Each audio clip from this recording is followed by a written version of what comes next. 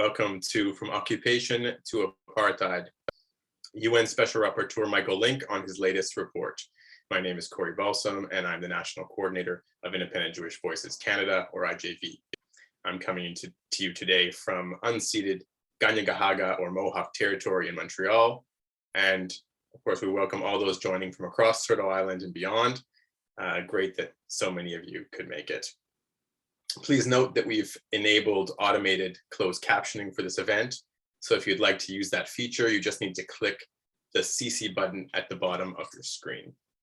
Our event today is a co-presentation of IJV and the Arab Canadian Lawyers Association, or ACLA. Founded in 2005, ACLA is a national association committed to providing professional support for the Arab legal community and advocating on behalf of the Arab community in Canada. For more info, you can find them on Facebook and Twitter, and soon at their new website, kenarablaw.org.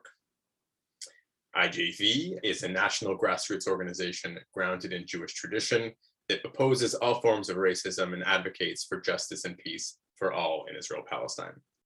We came together in 2008 and have been growing ever since, with chapters in cities and on university campuses from Halifax to Victoria. If you're interested in becoming a member or supporter, please visit our website at ijvcanada.org for more info. And of course, we always appreciate donations, which we depend on to bring you events like these. Our event today is part of IJV's newly launched Together Against Apartheid campaign, which is a cross-Canada initiative to educate the public, namely the Canadian public, about Israeli apartheid and offer some tools to help fight it. You can check out our new website at togetheragainstapartheid.org. Thanks for putting that up, where you'll find all sorts of resources and ways to engage in the campaign. And actually, one thing you can do right now is to go to the website and take our Together Against Apartheid pledge. This is a personal pledge to acknowledge that Israel is practicing apartheid and to stand up to those who suggest that it is somehow anti-Semitic to do so. Of course, it is not. The pledge has already been signed by over 2,100 people in just a few weeks, including federal members of parliament, Leah Gazan and Peter Julian, members of the Quebec National Assembly, Ruba Ghazel and Andres Montesilla, Ontario MPP Rima Burns-McGowan, former Secretary General of Amnesty International Canada, Alex Neve, and many, many others. Today's event will be a conversation between Dania Majid and Professor Michael Lynk. We'll aim to wrap up at the hour, so this is a sort of lunch and learn type event, but we may go a few minutes over if need be, and if things are heated. Now, introductions. Dania Majid is the co-founder and president of the Arab Canadian Lawyers Association. She is also the co-founder and artistic director of the Toronto Palestine Film Festival. Dania sits on the steering committee for the Hearing Palestine program at the University of Toronto. In addition to being a longtime advocate for the Palestinian and Arab communities, Dania is a human rights lawyer and housing advocate with a legal aid clinic in Ontario. Welcome, Dania. Thank you. Professor Michael Lynk is the Special Rapporteur on the situation of human rights in the Palestinian territory occupied since 1967. I think I got that right. A post which he has held since 2016 and will be wrapping up in just a few weeks' time at the end of April. He is Associate Professor of Law at Western University in London, Ontario, where he teaches labor law, constitutional law, and human rights law. Professor Lynk has written widely on labor law and human rights issues in Canada, and he has also published articles on the application of international law in the Middle East conflict, Welcome, Professor Lynk. We actually just learned that Professor Lynk has come down with COVID, so an extra special thanks for being here with us today, given those circumstances. Over to you, Dania. Thank you very much, Corey. And Michael, thank you for joining us today, and congratulations on all that you have accomplished in your role as UN Rapporteur, and for your very candid reports on the situation in the occupied Palestine territory. Your last report finds that Israel's domination of the occupied Palestinian territory to be apartheid.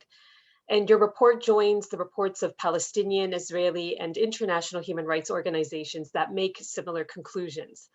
what is the significance and the implications of classifying Israel's rule over Palestine and Palestinians as apartheid? Or in other words, how does this help Palestinians? Sure. You're absolutely right with respect to my report is the latest, but of a lineage of reports that have been around for probably the past 5 or 6 years, beginning with Palestinian civil society, issuing reports and submissions stating that Israeli rule either in the occupied territories or between the Jordan and the Mediterranean amounts to apartheid. We had several prominent Israeli organizations, beginning with Yashtin in June of 2020 and B'Tselem in February 2021, stating that it's apartheid either in the West Bank or between the river and the sea. And then we had Human Rights Watch last year and Amnesty earlier on this year. So I'm a Johnny come lately, or Michael come lately, I guess we could say, with respect to this. Let me point this out to you. You know, when I took this position 6 years ago, I had thought to myself, I'm never going to have to use the word apartheid. It puts people off. I'm never going to be able to speak to diplomatic and political decision makers if I use that word or that framework. I've got plenty that I can do within the framework of what we lawyers would call international humanitarian law and international human rights law. And I spent, the first 4 years of my special rapporteurship focusing on reports that use that kind of framework. And two things began to occur to me. First of all, were the beginning of these reports. And I was saying to myself, these reports are detailed, they're persuasive, they're factual, they're reasonable, they rely upon international law. And I really don't have a critique of them. And secondly, and probably more importantly, is I was not seeing the needle on being moved by the international community, particularly Europe and North America, with respect to this. It was evident to me, and evident to the people that I wind up having conversations with, particularly civil society and United Nations officials, that this occupation was permanent. Israel had no intention of leaving it. There was increasingly no viable path to a Palestinian state. And this was more than simply settlements here and there. This was 300 settlements now housing 700,000 Israeli settlers throughout East Jerusalem and the West Bank. And with a 15-year-old suffocating blockade on Gaza, this had permanence written everywhere.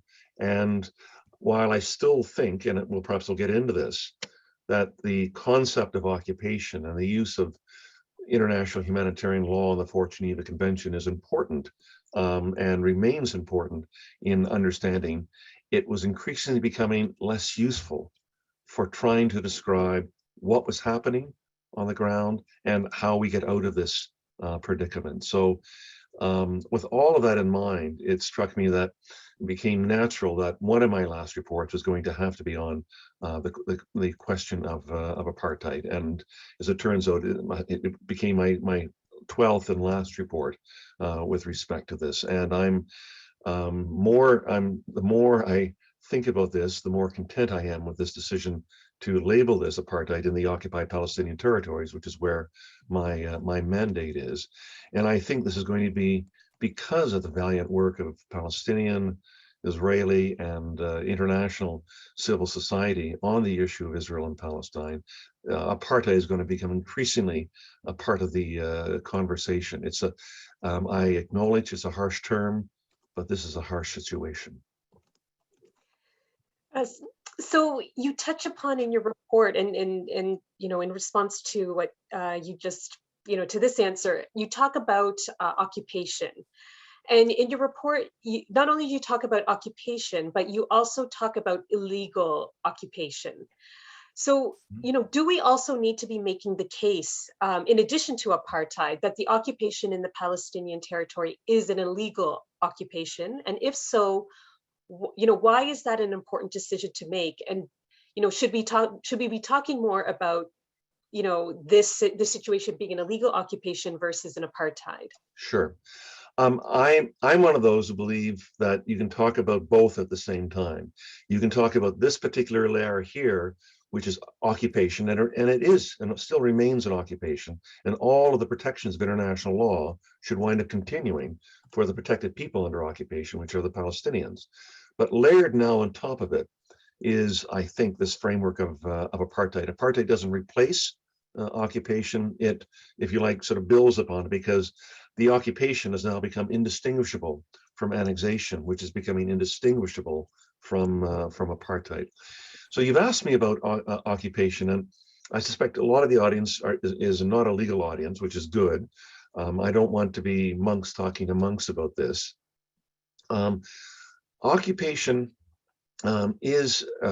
remains, I think, a term that we want to wind up using because it offers a wide range of protections if the international community would ever be willing to enforce those obligations on the occupying power, Israel.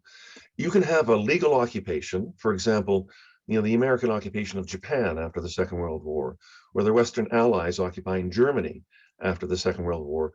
Those were deemed to be lawful occupations. You can have illegal occupations, which right off the bat, we have a present example with respect to Russia in the Ukraine.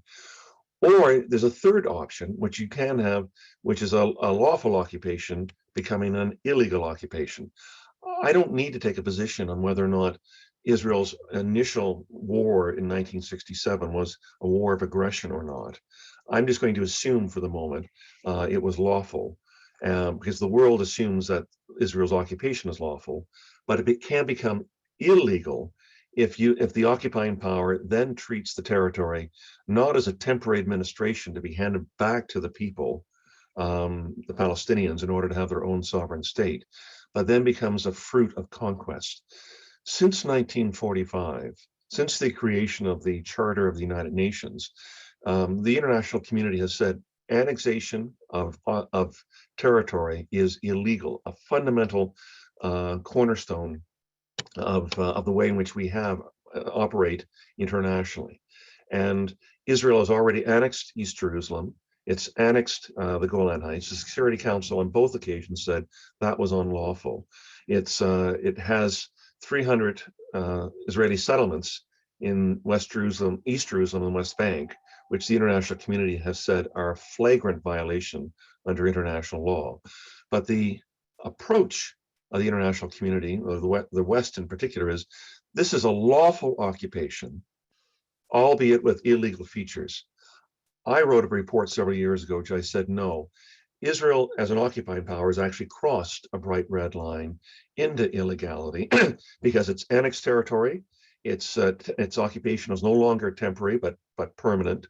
It is not operating according to international law and UN resolutions, and it is in violation of its obligation to act as a trustee for the people under occupation. For all those reasons, I said it's now in an illegal occupation, and if it's an illegal occupation, or it's apartheid, that should be putting additional pressure, additional obligations on the international community to bring this occupation to an end and to allow Palestinian self-determination to occur. So that's the approach I take. I think it will be probably several years, some time, before apartheid becomes more widely circulating, particularly among the lips of diplomats or political decision makers. I do think, and it's important to push analysis like my report and Amnesty and Human Rights Watch and the other reports, and to declare this to be apartheid. But in the meanwhile, I'm part of an effort to try to seek a new decision, a new advisory opinion from the International Court of Justice in The Hague, to say that this occupation is illegal, and therefore there are legal consequences flowing from that the international community has to take in order to bring Israel's occupation to a close. Remember this, Israel's occupation has been not only in defiance of international law, but it's been largely cost-free. There has been virtually no accountability put upon Israel by the international community, and predominantly the West, even though they admit that there are many features of the occupation that violate international law.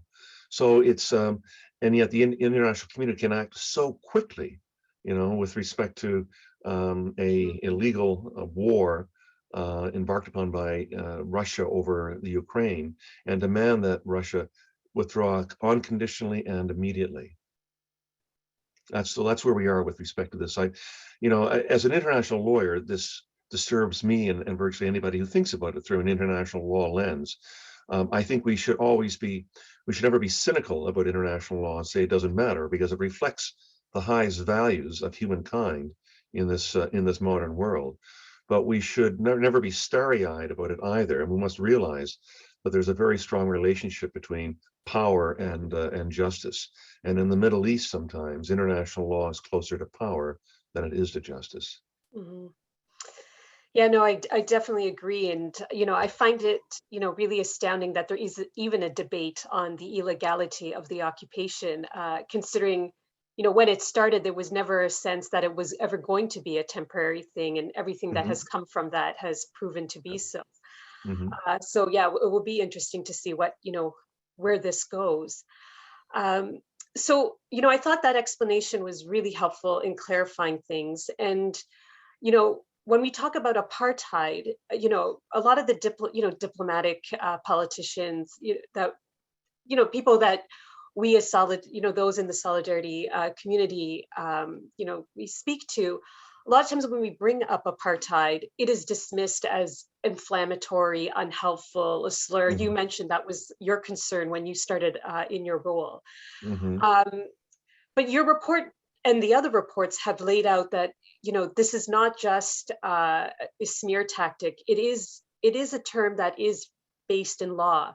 So I was wondering, for those who might not have had a chance to go through all these reports, can you explain what do we mean when we're saying Israel is committing crimes of apartheid versus an apartheid regime? Because there are some nuances there. And, what are the characteristics that, that assure us that this is what is happening in Palestine? Sure. And that's a really key question. When I use the word apartheid, and I'm assuming the same is true for all of these Israeli and Palestinian international organizations that have issued their own reports on apartheid, this is not meant to be an insult or a slur.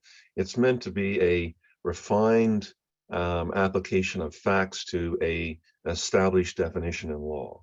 And I should also point out that apartheid obviously comes from experiences in Southern Africa 50, 60, 70 years ago.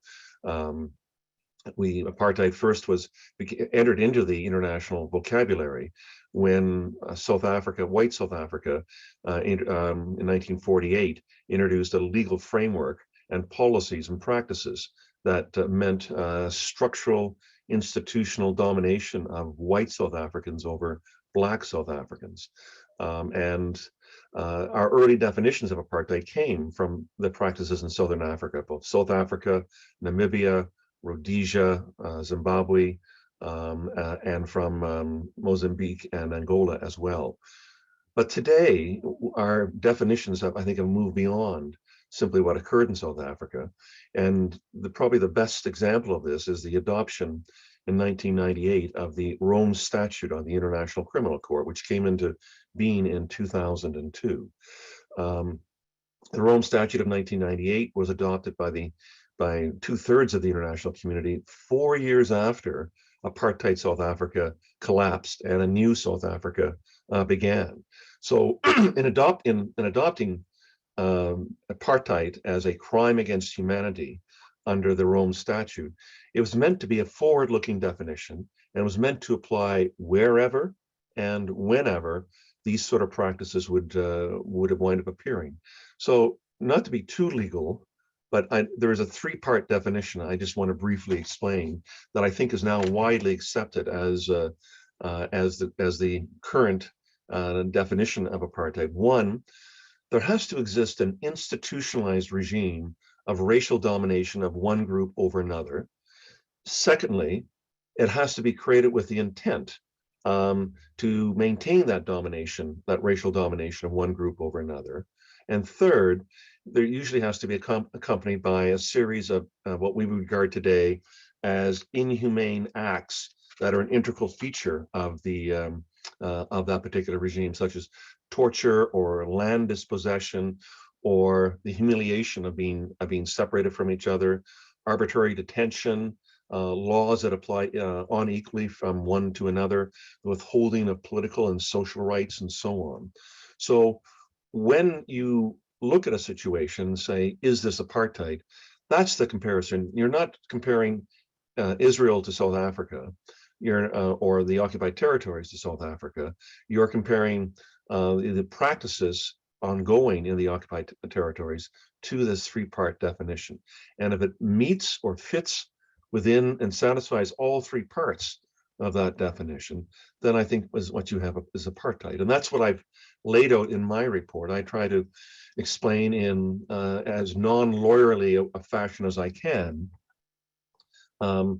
the facts that drove me to conclude that all three aspects of that contemporary definition of apartheid wind up applying. And I'll let my report be, I suppose, be judged by that, whether or not the facts fit the law on this, but I'm satisfied that it has in this regard. So to be clear then, so yourself, the Israeli organizations, the Palestinian organizations, the international organizations are not singling out Israel by putting this term, or labeling them as an apartheid state. Well, yes. I mean, we're using an objective definition, widely accepted in the world, and what it does is it combines. Excuse me, just let me wash this COVID down. What we're doing is taking the definitions from the two leading international instruments, the 1998 Rome Statute, and an earlier one, the 1973 International Convention on the Suppression of the Crime of Apartheid. Using those two, combining them together, there are some secondary nuanced differences between the two, but they're reconcilable. And I think they're reconcilable in that three-part definition that I've used and that other groups have used as well. And so when I hear comments back criticizing my report, generally the criticism I've heard so far sounds like people have not read the report or read any of the prior reports that have come along. They've simply used a smear label to say it's anti-Semitic, it's anti-Israel, this can't be happening. I welcome honest criticism of my reports. I don't claim perfection with respect to this, but I'm willing to defend what I've written until I get a better argument that makes me change my mind. But certainly the kind of criticism which is from the usual suspects with respect to this adds nothing to the debate. And if that's the best they have, there is no moral core to that kind of critique. So I'm satisfied, at least what I've heard so far, that that my report stands on its own, and I'm willing to defend it against all comers. And as I said, I think my report is within the tradition of these other reports over the last several years. Yeah, and for those who haven't had a chance to read the report, your report and the others are very accessible. It's not full of legal jargon, and it does really break down the test as you outlined, and provides the accompanying evidence and authorities to back it up. So I do highly recommend for those who want to delve in more, not to be afraid to open up these reports and see what's contained within them, and then make that decision whether or not it holds water. So just maybe playing off some of the critiques that have come. They obviously, we know they came from those who uphold what's happening in Palestine, but there were also some critiques from the Palestinian activists, who were very welcoming of the reports and still consider them to be useful. and contained important information. And, these were really brave reports, to put out there. And we saw what transpired on social media after the release. But there is a debate, let's say, maybe not so much a critique, but more of a debate within certain segments about whether or not calling this, or using the apartheid label takes away from, how many of us see what's happening in Palestine as settler colonialism. And if does using the apartheid label, improperly frame this as a racial domination versus a settler colonial domination?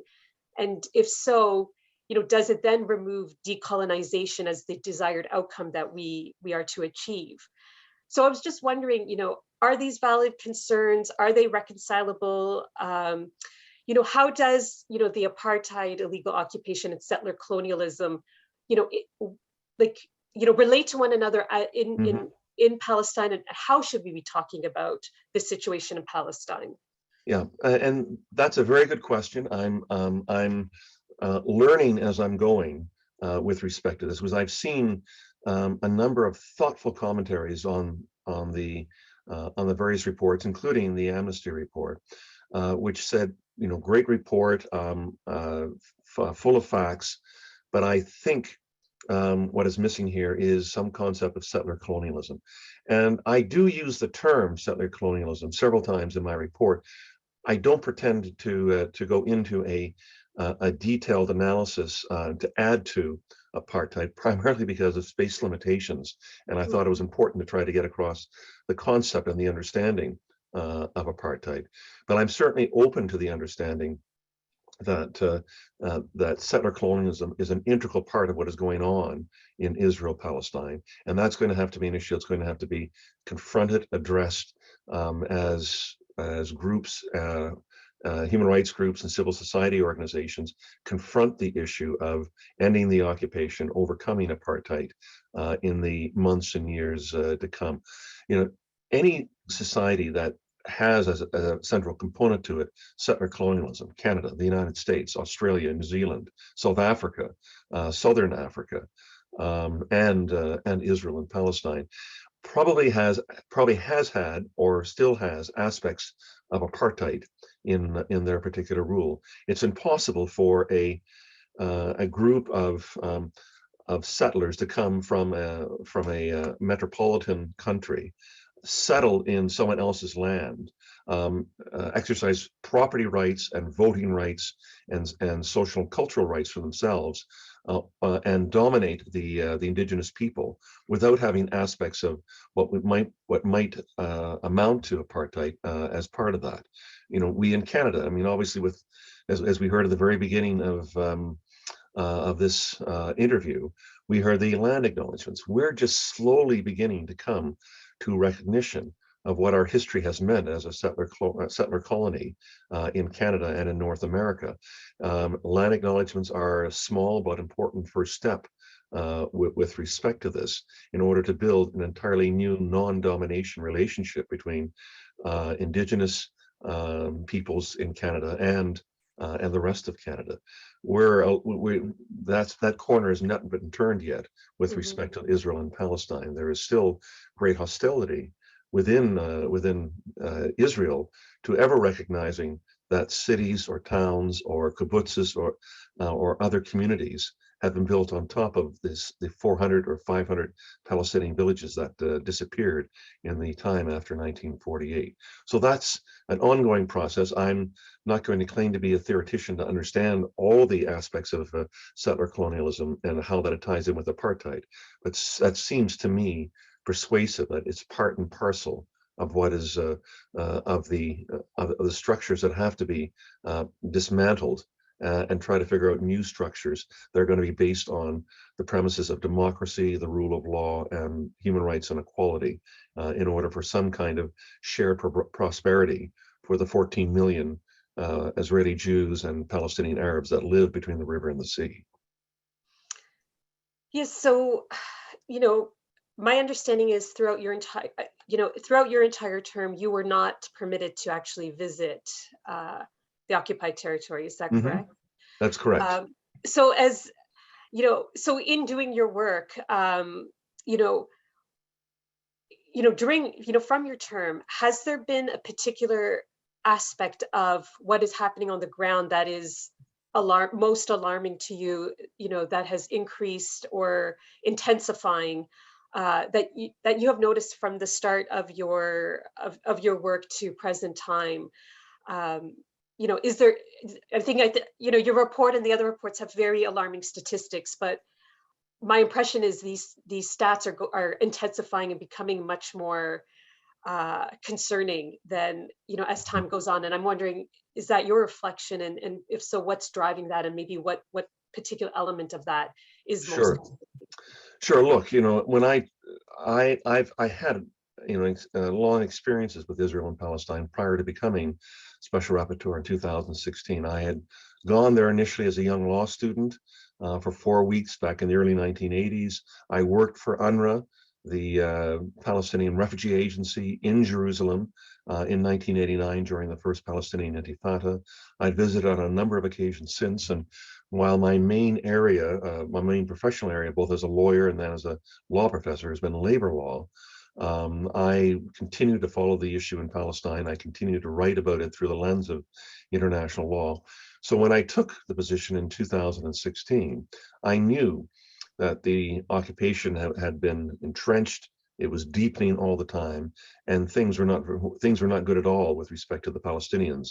And the path to a two-state solution, a genuine two-state solution, seemed like a faint hope at that time. Things have gotten dramatically worse in the 6 years since I became Special Rapporteur. There's more than 100,000 additional settlers in East Jerusalem and the West Bank in that period of time. There were two major, periods of intense violence on Gaza in 2018 and again in 2021. The economy in Gaza, already flat in its back, if it was possible, got even worse during that period of time. The Israeli settler population is now increasing with between 20 and 25,000 settlers a year. A long time ago, in the mid-1930s, David Ben-Gurion had said, at a time when Jewish immigration coming from Europe was picking up considerably. There was a point in time when there was about 40 to 50,000 Jewish settlers, Jewish immigrants coming per year to Palestine. In 1936, he said, what Arab cannot do his or her math and realize that Jewish immigration at 50 or 60,000 persons per year means no Palestinian state? And I sort of think that phrase could be used today. What world figure, let alone what Palestinian, can look and see the settler population in East Jerusalem and the West Bank advancing by 25,000 per year, and realizing, adding that to the 700,000 already there, 10% of the Israeli Jewish population lives in the occupied territories, means no Palestinian state. So politically, there seems to be no future with respect to a two-state solution, a genuine two-state solution. Economically, the statistics are horrifying coming out of Gaza and East Jerusalem and the West Bank with respect to the economy, with respect to health, with respect to sanitation. Gaza in particular gets overlooked by the world. It's been under a 15-year hermetic blockade at land, sea, and air by Israel, where nobody and nothing gets in or out without the permission of Israel. Every couple of months, as Special Rapporteur, beginning a couple of years ago, I would speak with a group of young Palestinians in Gaza who had formed a kind of arts and literature club, if you like, and I would meet them online. There were probably 30 to 40 would join at each session, and they were all university educated. They all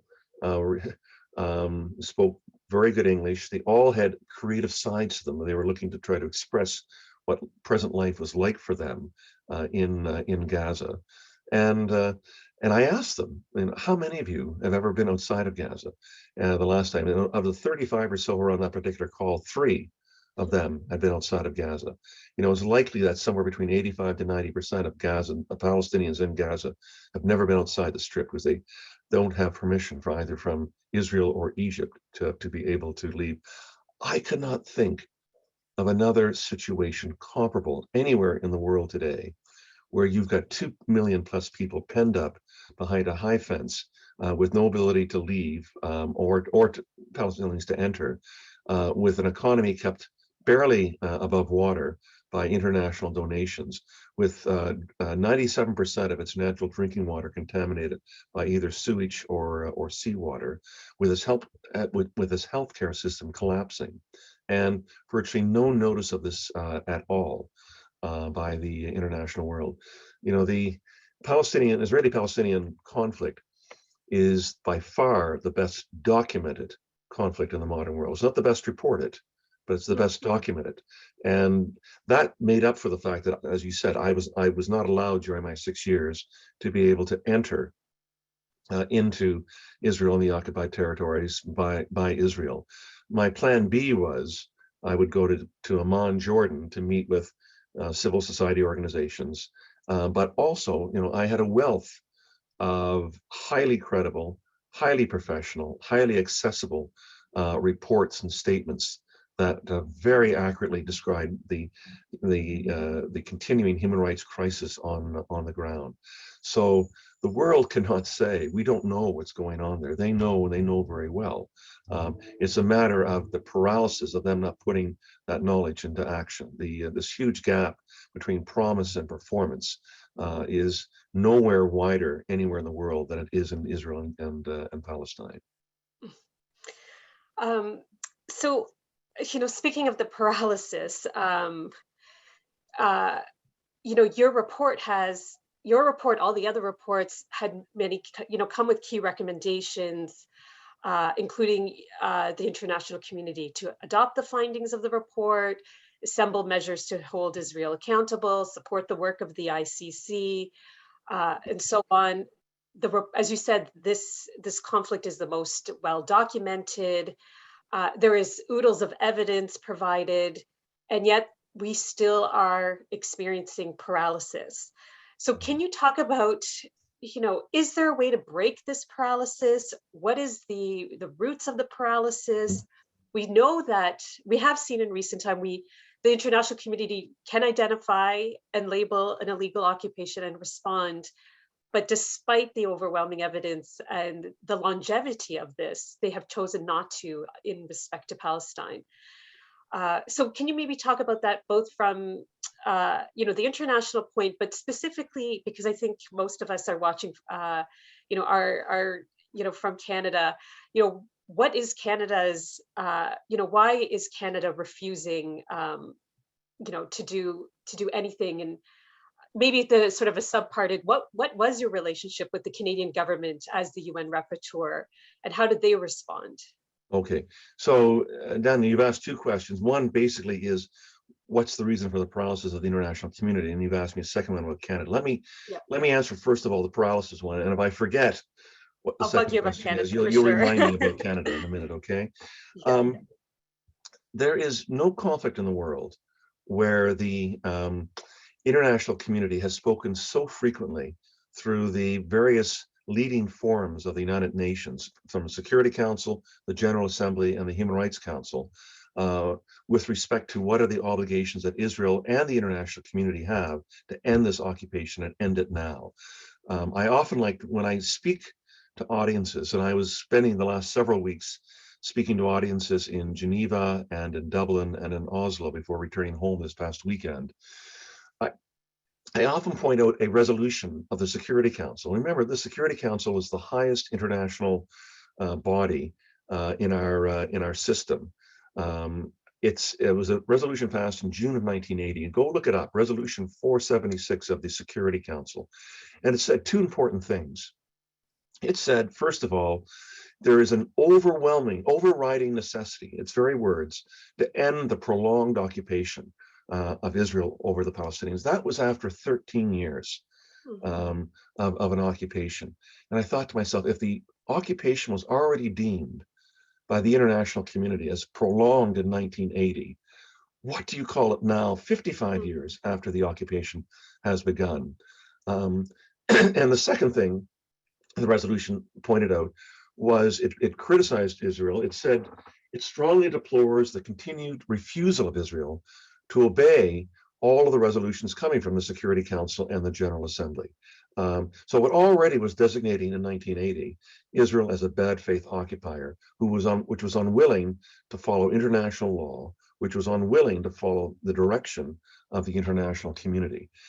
And I said in the closing comments of when I spoke to the Human Rights Council 3 weeks ago in delivering my report, I said, if the international community had followed its resolutions from the 1970s and 1980s, we would likely have a genuine two-state solution with Israel and Palestine as separate states beside each other. And there would be no need in 2022 for someone addressing this council with respect to the question of apartheid. But because of the paralysis of the international community, and the paralysis I think we can begin with,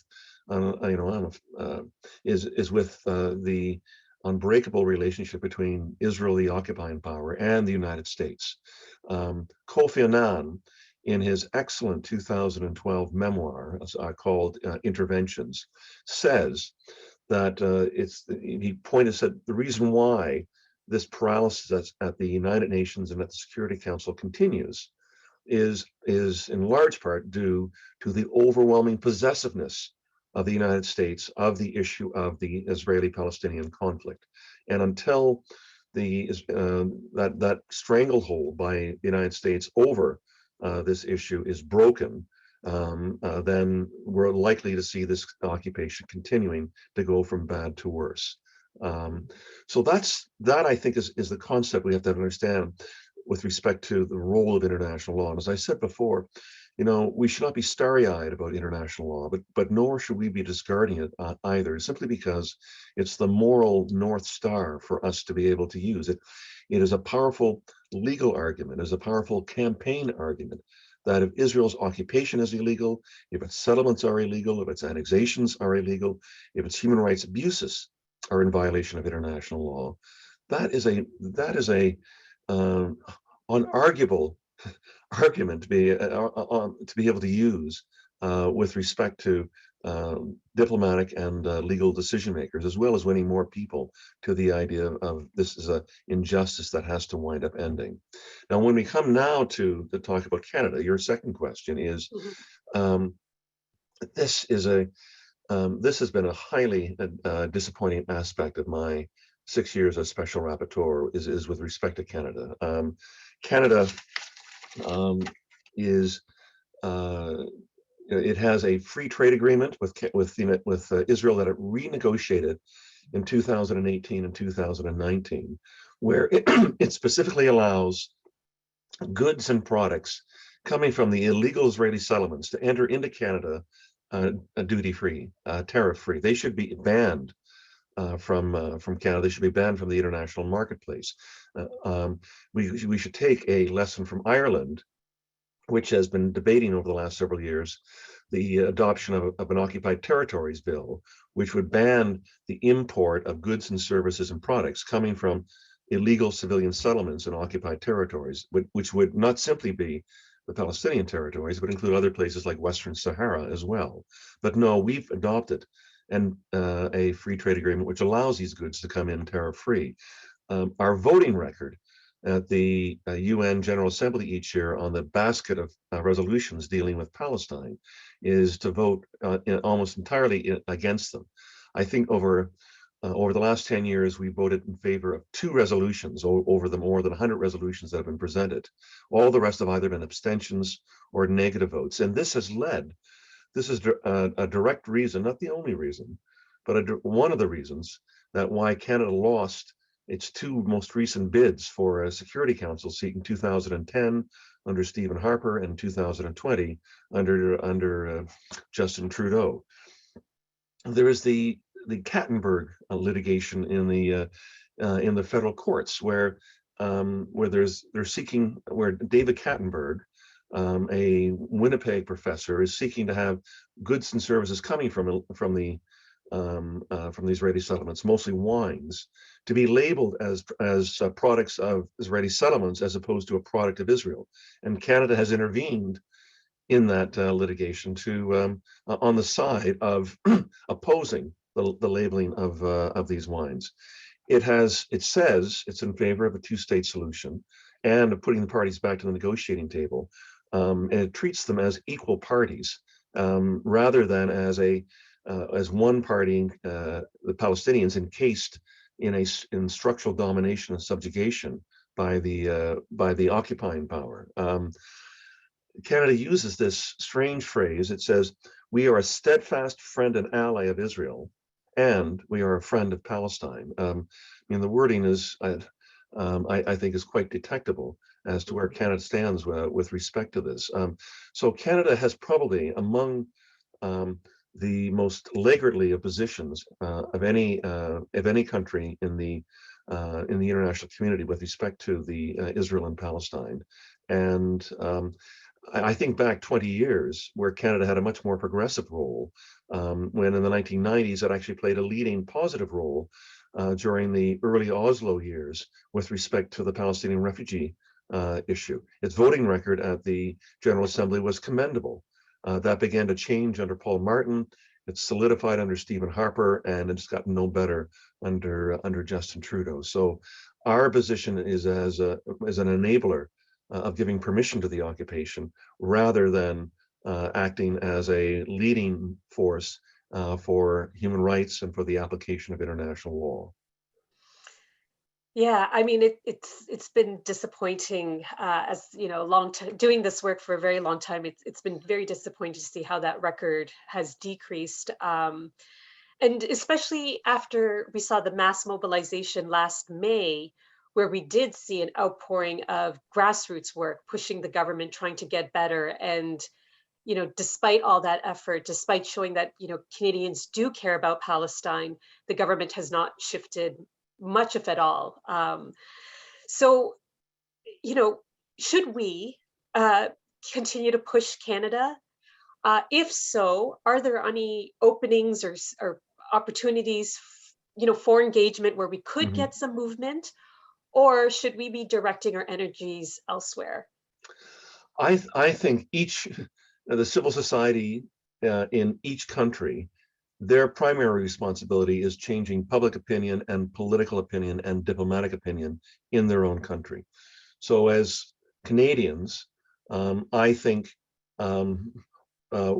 you or we should all be trying to push political decision makers to recognize how faulty our diplomatic position is and has been on Israel and Palestine, to put it in alliance with international law. We actually, if you go to the website of Global Affairs Canada, the formula they have there is not bad. It says that the settlements are a violation of the Fort Geneva Convention, a violation of international law.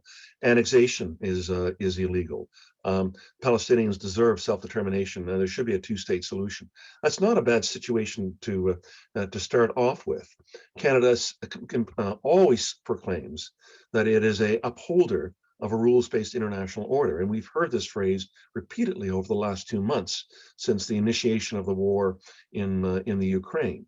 But there is an enormous gap between what Canada says when it proclaims a rules-based international order and what its actual stance is with respect to Israel and Palestine. If it was upholding a rules-based international order and the UN resolutions on Israel and Palestine, it would it would begin to use accountability measures against Israel. It would stop our arms trade with Israel. It would probably review and downgrade, if not end, our free trade relationship with Israel. It would certainly ban all goods and services coming from the Israeli settlements coming into Canada. And it would look to build an international alliance to put the pressure on Israel to end the occupation.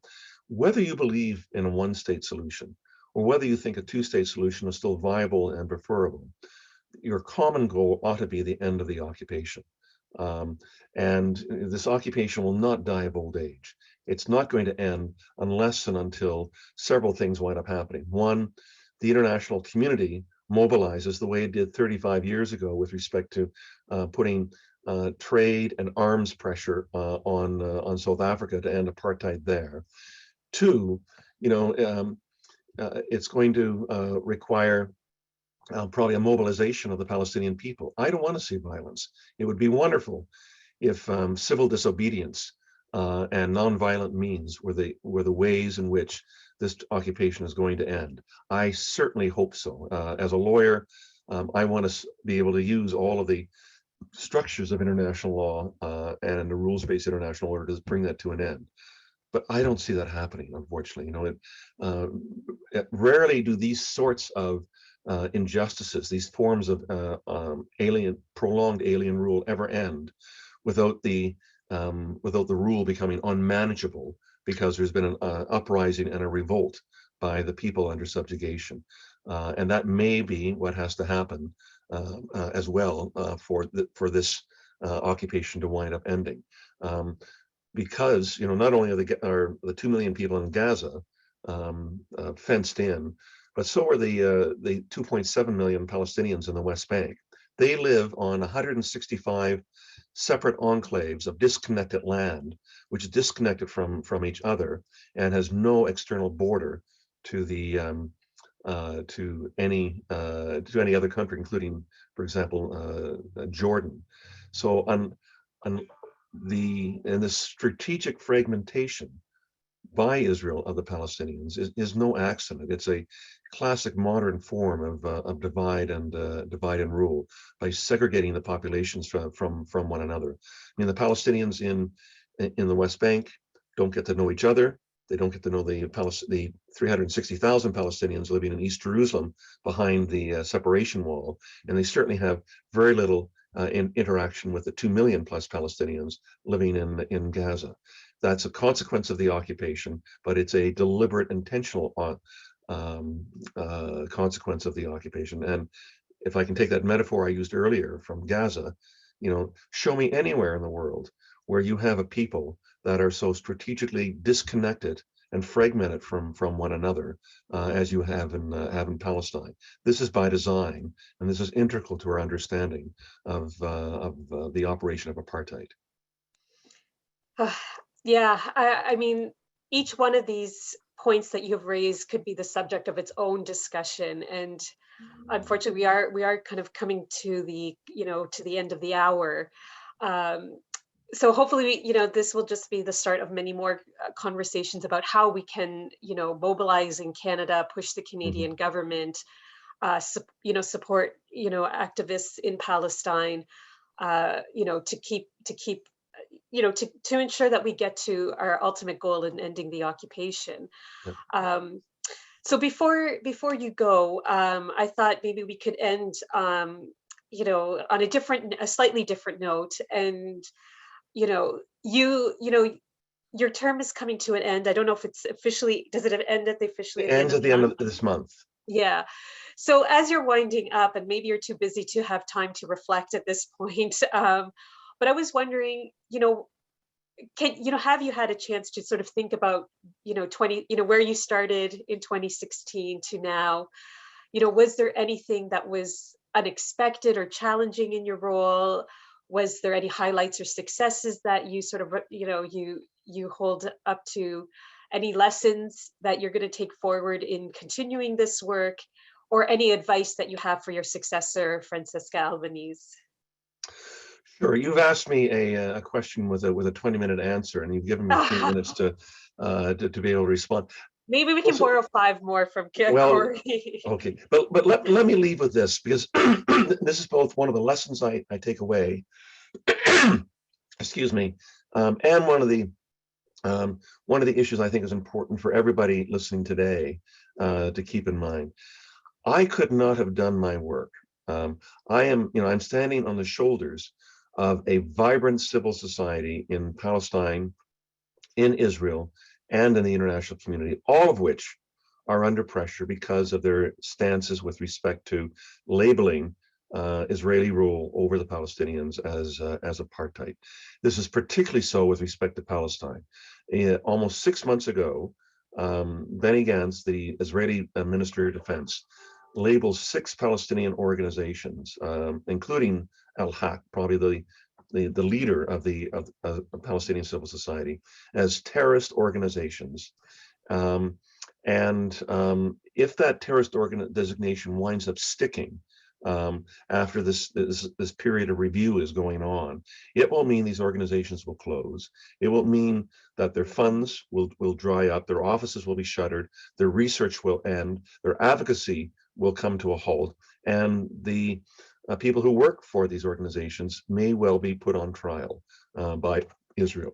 This would be an absolutely catastrophic blow to Palestinian civil society. These organizations are the ones who generally are the leading thinkers. They're the ones who first put apartheid out as not simply as a slogan, but as a thoughtful legal and political concept that we need to think about when we think about the Israeli occupation. If these organizations are forced to shutter, it will mean a great spotlight on the Israeli occupation will be removed. It will also mean the work that they do to try to hold the Palestinian Authority and Hamas to standards of international human rights law will also end as well. If you wind up suffocating your civil society, you've pretty much smothered the chances of democracy. You've eliminated that counterbalance that every successful democratic society has to have in order for an exchange of ideas to occur and for new ideas to wind up emerging. So it's really important for all of us to pay attention to this, to be able to get questions asked in the House of Commons, to letters going to the Prime Minister and to the Minister of Foreign Affairs to defend and support Palestinian civil society. You know, I think someone had told me a story that they had raised the issue with a Canadian representative several weeks ago, and they said to ask for Canadian support. And they said, well, luckily, we don't fund any of them, so we really don't have to worry about withdrawing funding from them. You know, but these organizations depend upon international funding, largely coming from Europe. Most of the European countries who fund them, who have examined the Israeli allegations that they are indeed terrorist organizations, have rejected the evidence that Israel has presented. The evidence, unsurprisingly, is thin and unconvincing. It's important for us to keep that in mind. Canada's voice on this has been absolutely mute on an issue you would think they should be in the forefront of. So that, if anything, would be the closing thing that I would say, is how much all of us in doing whatever work we do with respect to Israel and Palestine depend upon Israeli, Palestinian, and international groups for support. We depend upon them. Now they're depending upon us for their survival. Thank you, Michael. The time always feels too short whenever we chat with you. But, you know, thank you so much for taking the time to share your thoughts with us, and congratulations again on all that you've accomplished in your role. It's been great to watch you over the years and cheering you on from the sidelines and seeing how much resonance your reports over the years have held amongst all of us doing this work. So thank you again. Thank you so much. And I hope you get some rest at the end of the month. And I'd also like to thank IJV for their incredible work and their campaigns and being a great partner and ally. You know, we have always enjoyed working with them. So I just wanted to commend them on all that they do, and, you know, encourage people to support them, and to thank them again for inviting myself and the Arab Canadian Lawyers Association to be a part of today's event. So thank you very much, and over to you, Corey. Thanks so much, Dania, for all of that. And yeah, I think that was a great discussion. I think we're all enriched from that. This conversation will be up on our YouTube page in a few days. So if you tuned in late, or if you want to share it, it'll be there for you. It's also on Facebook, Facebook Live on our page there. I definitely second the congratulatory remarks to Professor Lynk. I think you've done an outstanding outstanding job in this in that role, and we'll miss you. But I hear good things about the new rapporteur, and of course we'll stay in touch. You're not too far away. Just a reminder, of course, that if you're convinced by what Professor Lynk and organizations like Amnesty have to say, that Israel's practicing the crime of apartheid, please take a minute or two to sign our pledge. We're hoping to get thousands of signatures, really to help break the taboo around the use of the word in association with Israel. So please do that, it's really important. And if you'd like to donate directly to help our Together Against Apartheid campaign grow and succeed, you can do so at togetheragainstapartheid.org/donate. Yeah, I also want to thank Dania and the Arab Canadian Lawyers Association for collaborating with us. Again, we really have a great relationship, and I'm sure that will continue long into the future. So I think, yeah, we're just 2 minutes over, so we did well. Thanks for keeping it together, Dania. And again, Michael, I hope you recover soon, and it isn't a too bad COVID infection. Thank you, and thank you very much, both of you. A great interview, and I'm delighted to be able to be part of this platform that IJV has provided. Best of luck in the work both for IJV and for ACLA. Much appreciated. Bye-bye.